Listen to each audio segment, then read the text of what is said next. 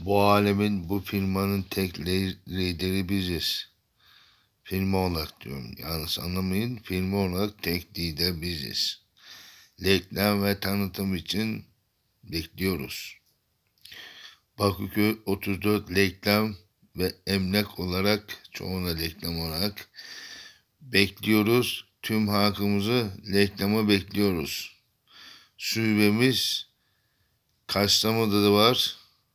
Reklamını yapabiliriz. İstanbul'da da var. Yapabiliriz. Biz neredeyiz biliyor musunuz? Biz tüm dünyadayız.